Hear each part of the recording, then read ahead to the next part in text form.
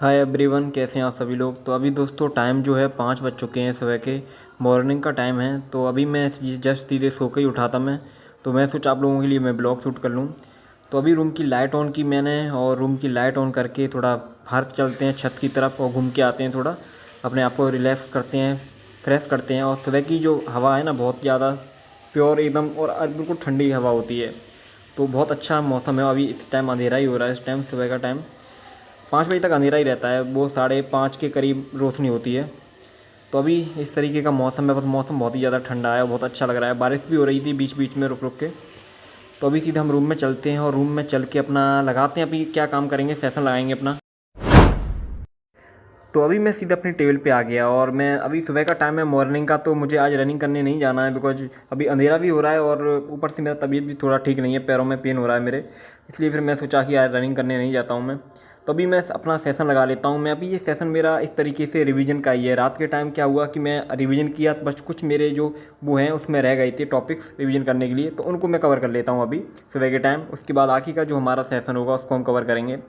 और आप सभी लोगों की सुबह के टाइम सबसे ज़्यादा प्रॉब्लम यही रहती है कि भैया उठा कैसे जाए, सुबह उठ नहीं पाते हैं। तो एक चीज़ है, देखो, अगर आपकी रूटीन में कुछ चीज़ अगर फिक्स हो जाती है कि अगर आप 12 बजे सोते हैं और 5 बजे उठते हैं, तो वो तो फिक्स ही रहती है, तो उसमें दिक्कत नहीं होती है। अगर आप कभी कभी ऐसा करते हैं कि अभी कभी कभी 1 बजे सो जाते हैं, कभी कभी 2 बजे, तो उस टाइम थोड़ा प्रॉब्लम होती है सुबह उठने में। तो टाइम से सोइए और टाइम से ही उठ पाएंगे आप जल्दी से। हेलो एवरीवन, आप सभी लोगों के बहुत टाइम से कमेंट आ रहे थे कि भैया यूपीएससी के लिए बेस्ट प्रीवियस ईयर की बुक्स कौन सी है जिससे हम अपनी यूपीएससी की तैयारी इजीली कर पाएँ। तो दोस्तों आज मैं आप सभी के लिए रिव्यू करने वाला हूं ओसवाल बुक्स की तरफ से highly recommended 13 years UPSC topics wise question bank book का, जो कि सिविल सर्विस एग्जामिनेशन प्रीलिम्स के प्रीवियस ईयर के सॉल्व पेपर के लिए है। और सबसे इम्पोर्टेंट बात जो इस बुक की है कि इस बुक के जो ऑथर हैं वो अवध ओझा सर हैं, जो कि इंडिया के सबसे पॉपुलर एंड बेस्ट टीचर्स में से एक हैं, जिनको आप सभी लोग अच्छे से जानते ही होंगे। गाइस, इस 13 years UPSC CSC topics wise solved questions paper के बहुत सारे बेनिफिट्स हैं, जो कि मैं वन बाई वन आपके सामने एक्सप्लेन करने वाला हूँ। तो अब बात करते हैं इस बुक के बेनिफिट्स की। तो इस बुक में सभी एस्पिरेंट्स के लिए माइक्रो लेवल पर सिलेबस को subject wise and topics wise divide किया गया है। और साथ ही इस बुक में आपको जनरल स्टडीज पेपर 1 के 59 टॉपिक्स एंड सीसेट पेपर 2 के 3 टॉपिक्स देखने को मिलेंगे, जिससे आपको एग्जाम टाइम में बहुत हेल्प होने वाली है। इस बुक में यूपीएससी ऑफिशियल आंसर की को 2023 तक मैप किया गया है। और जब मैंने इस बुक को रीड किया तो देखा कि इस बुक में जो सबसे इम्पोर्टेंट एंड फोकस करने वाली बात है कि इसमें 100% detailed and error free solution दिया गया है, जिससे आपको स्टडी टाइम पर किसी भी तरह का प्रॉब्लम को फेस नहीं करना पड़ेगा। साथ ही इस बुक में मैंने देखा कि इसमें माइक्रो ट्रेंड एनालिसिस भी दिया गया है, जिससे एस्पिरेंट एवरी ईयर के सब्जेक्ट्स वाइज क्वेश्चन का इजीली पता लगा सकते हैं कि यूपीएससी में एवरी ईयर किस तरह के क्वेश्चन पूछे जा रहे हैं। और इस बुक में कॉम्प्रिहेंसिव स्टेटमेंट का एनालिसिस भी दिया गया है, जिससे आप इजीली सीसेट में अच्छा स्कोर कर सकेंगे। तो इसलिए दोस्तों इस बुक में जो भी इंपॉर्टेंट चीज़ें थी मैंने आपके सामने एक्सप्लेन की, और भी बहुत सारी चीज़ें आपको इस बुक में देखने को मिलेंगी। तो ये बुक आपके लिए सबसे बेस्ट रहने वाली है यूपीएससी के प्रीवियस ईयर के लिए। तो आप इस बुक को ज़रूर बाय करिए। इसका जो लिंक है मैं आपको डिस्क्रिप्शन एंड कमेंट बॉक्स में दे दूँगा, वहाँ से आप इसको बाय कर सकते हैं और अच्छे से अपनी तैयारी कर सकते हैं। तो अभी दोस्तों सुबह का टाइम था, हमारा एक सेशन हमारा कंप्लीट हुआ एक तरीके से रिवीजन का। उसके बाद आपका भाई सीधा झाड़ू लेके आ गया अपने रूम में झाड़ू लगाने के लिए, साफ़ सफाई करने के लिए। और सुबह के टाइम साफ़ सफाई वही करनी ही पड़ती है, ये तो सबसे ज़रूरी काम है। तो जल्दी साफ़ सफाई करते हैं, जो जो गंदगी है उसको निकालते हैं और अपना रूम को क्लीन करते हैं अच्छे से। उसके बाद मैंने देखा कि भाई रसोई में बर्तन भी बहुत ज़्यादा गंदे पड़े हुए हैं, बट देख सकते हैं पूरा हालत ख़राब हो रहा है रसोई का। तो इसको पूरा अच्छे से क्लीन कर लेता हूँ मैं, और जल्दी से क्लीन करके बर्तन अपने क्लीन करते हैं, अपने धोते हैं। और उसके बाद आगे का जो काम है वो भी हम करेंगे। और आप में से किसी ने पूछा था कि भैया आप दिल्ली कब जाओगे, तो मैं उसका भी टाइम आपको बता दूंगा। दिल्ली में ज़रूर जाऊंगा, जल्दी जाऊंगा, कोशिश कर रहा हूं जल्दी आने की, बट अभी कुछ थोड़ा टाइम लग जाएगा। तो उसका भी मैं आपको इन्फॉर्म कर दूंगा कि मुझे कब दिल्ली जाना है। और आप लोग कमेंट करके बताना कि आप लोगों का पढ़ाई कैसा चल रहा है, स्टडी कैसी चल रही है, आप लोगों की प्रॉब्लम आ रही है, कैसा क्या दिक्कत है। अभी मैं तो आपके सामने ब्लॉग ज़्यादा नहीं डाल पा रहा हूँ, अपना पढ़ाई यूपीएससी की पढ़ाई की वजह से और अदर थोड़े काम भी हैं, उस वजह से थोड़ा प्रॉब्लम है। तो इन चीज़ों की वजह से अभी थोड़ा ब्लॉग नहीं डाल पा रहा हूँ, बट कोशिश करूँगा कि आप लोगों के लिए ब्लॉग लेके आऊँ मैं, है ना। कोशिश हमेशा ही करता हूँ, बट कुछ ना कुछ रीज़न या कुछ ना कुछ चीज़ें प्रॉब्लम आती हैं। लाइफ है, लाइफ में प्रॉब्लम चलती रहती हैं, तो उनको भाई सबको सामना करके ही आगे बढ़ना पड़ेगा। बट फिर मैंने एक चीज़ सोचा कि मैं अगर ब्लॉग नहीं डाल पा रहा हूँ, अगर कभी कभी ऐसा होता है कि ब्लॉग नहीं डाल पा रहा हूँ, तो मैं शॉर्ट्स वीडियो के माध्यम से आप लोगों के साथ अपना जो ब्लॉग है पूरा वो आप लोगों के साथ में शेयर करता हूँ। बिकॉज लॉन्ग वीडियो है, उसमें टाइम लगता है बनाने में, शूट करने में और एडिट करने में। तो इसलिए मैं सोचा कि शॉर्ट्स वीडियो आप लोगों के लिए मैं लेके आया करूँ। तो कमेंट करके बताना मुझे कि आप लोगों को कैसा लगेगा ऐसा करना। और एक चीज़ मैं आप लोगों को बोलना चाहूँगा कि अपनी स्टडी पे ज़्यादा से ज़्यादा फोकस करें और अच्छे से पढ़ाई करें, है ना, और टाइम टेबल बना के पढ़ाई करें। तो अभी मुझे प्यास लगी थी तो जल्दी से फिर मैंने अपना पानी ले लिया, तो और मैं जल्दी टूथपेस्ट भी नहीं किया, तो जल्दी से टूथपेस्ट कर लेता हूँ भाई जल्दी से। तो इसके बाद दोस्त हमारा टाइम हो चुका था, 9 बज चुके थे करेक्ट, और 9 बजे का टाइम था तो हमारा सेकंड सेशन हमारा स्टार्ट हो जाता है। तो हमारा सेकंड सेशन किस चीज़ का स्टार्ट होता है, तो मैं आपको बता दूं कि मेरा जो ऑप्शनल है हिंदी साहित्य है, हिंदी लिटरेचर। तो अभी मैं पढ़ने वाला हूँ उपन्यास गोदान, तो उसको पढ़ेंगे अपना है, ठीक है। और इसका ही सेशन लगाएंगे बिकॉज मैं अपना जो नोट्स हैं उनको तो रिवीजन करता रहता हूँ, बट इसमें मैंने अभी पूरा तरीके से इसको नहीं देखा है उपन्यास को, तो इसको भी हम रीड कर लेते हैं और अपना इस सेशन को कंप्लीट करते हैं। और हो सकता है आप लोगों के जो ऑप्शनल हैं वो अलग अलग हों। आप कमेंट करके मुझे बताना कि आपका ऑप्शनल क्या है, आप किस ऑप्शनल से तैयारी कर रहे हैं, ठीक है। तो कमेंट करके बताना मुझे।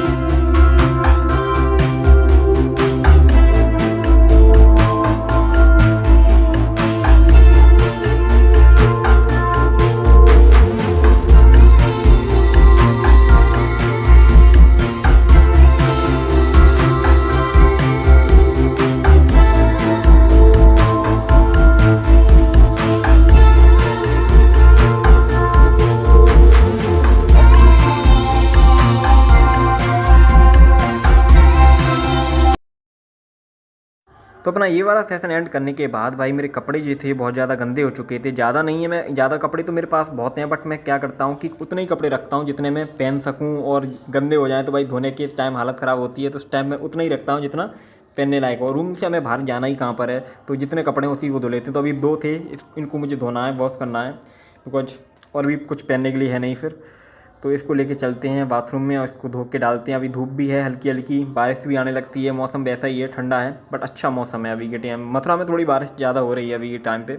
जन्माष्टमी थी, जन्माष्टमी का पहले आप लोगों के साथ मैंने ब्लॉग शेयर किया था, बट अभी मैं शेयर नहीं कर पाया, जा ही नहीं पाया मैं। तो अभी सीधा मैं अपने कपड़े लेके धो के आ गया, और जल्दी से धूप भी निकल रही तो जल्दी से डाल देते हैं सुखाने के लिए, और सूख के हमारे रेडी हो जाएंगे आराम से। तो कपड़े धो के और नहा के पूरी तरीके से रेडी होने के बाद मैं सीधे अपने किचन में आ गया, और मुझे कुछ बनाना था अपने लिए बिकॉज सुबह के टाइम भूख लग रही थी बहुत ज़्यादा। तो आपको पता है कि मैंने सुबह के टाइम अभी कुछ चीज़ ऐड कर ली है, वो है पोहा।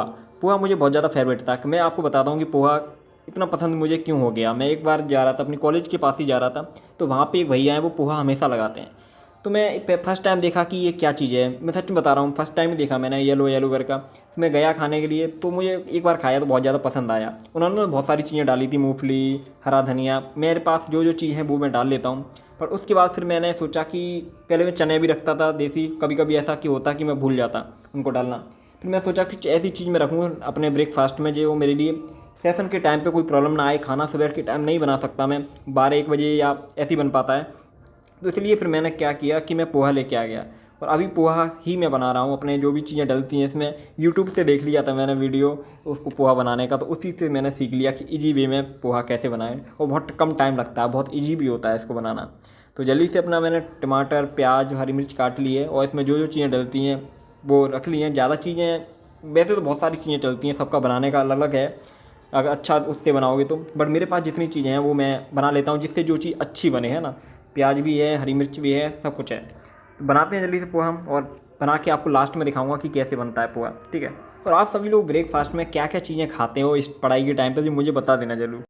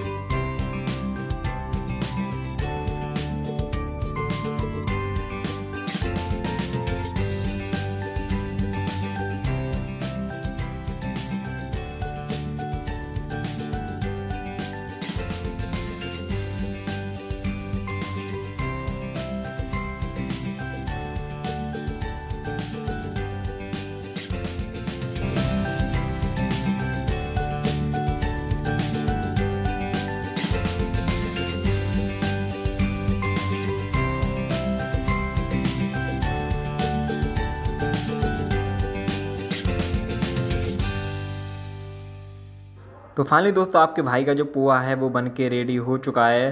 कैसा बना है पोहा कमेंट करके बताना। तो जल्दी से खा लेते हैं हम पोहा। तो फाइनली दोस्तों अब आ गया मैं अपना तीसरा सेशन लगाने के लिए। अब पोहा भी खा लिया था और अच्छे से रेडी भी हो गए थे। टाइम हो चुका था, 1 बज चुका था पूरी तरीके से, 1 बज के 10 मिनट के करीब होने वाली थी। तो अभी हमारा जो सेशन है वो हमारा रहेगा सी सेट का। मेरे पास सी सेट की बुक है पूरी मोटी, इसी से मैं इसमें प्रीवियस ईयर के क्वेश्चन दिए हैं और अभी के जो हैं वो सारे दिए हैं इसमें। तो इसी से हम अपना वो करेंगे, सॉल्व करेंगे क्वेश्चन और इसमें देखेंगे अपना सी सेट का। ठीक है, वैसे तो क्लास भी लेता हूँ बट मेरे पास है बुक ऑलरेडी सी सेट की, जिसमें सी सेट जो पेपर 2 है हमारा प्रीलिम्स का, उसको पूरा कवर किया गया है इसमें, है ना। तो इसको जल्दी से हम अपना जो सी सेट का है वो सेशन कंप्लीट करते हैं। और एक चीज़ आप लोगों के साथ शेयर करना चाहूँगा कि देखो सी सेट को कभी भी हल्के में मत लेना। आपको अगर कोशिश, अगर आपका मैथमेटिक्स, अगर मैथ वीक है, अब बहुत सारे लोग होते हैं जिनका मैथ वीक होता है, तो उनको स्टार्टिंग से मतलब जब आपका NCERT कंप्लीट हो जाए ना, जब आप NCERT कंप्लीट हो उसके बाद आप थोड़ा थोड़ा टाइम सी सेट को देने लगिए। पहले तो ये है कि जब आपका एग्जाम उससे 1 ईयर पहले आप सी सेट को अच्छा से स्ट्रॉन्ग कर लीजिए। आप हल्के में ना लें कि 10th लेवल का आता है आराम से जी से कर लेंगे, ऐसा मत सोचना। अगर देखोगे ना सी सेट का सिलेबस, तब आपको पता चल जाएगा कि एक्चुअल में सिलेबस है क्या सी सेट का। बहुत लोगों के पास सी सेट का सिलेबस ही नहीं है, उनको पता ही नहीं चलता। वो सोचते हैं 10th लेवल का बुक ले लिया, तैयारी कर लिया, ऐसे नहीं होता है। तुम पूरा देखो सिलेबस, उसमें सारी चीज़ें आपको देखने को मिलेंगी। तो आपको अच्छे से तैयारी करनी पड़ेगी सी सेट को हल्के में ना लें बिल्कुल भी, है ना। और बाकी किसी भी चीज़ की टेंशन लेने की ज़रूरत है नहीं। मैं समय समय पे आप सभी लोगों को गाइड करता रहूँगा हर चीज़ के लिए कि किस चीज़ को कैसे तैयारी करनी है और कौन सी चीज़ फॉलो करनी है। तो अगर आप चैनल पे नए हैं तो प्लीज़ चैनल को सब्सक्राइब कर लेना। और आज का जो ब्लॉग मैं दोस्तों यहीं पर एंड करूँगा और मिलते हैं नेक्स्ट ब्लॉग में। Take care, bye bye.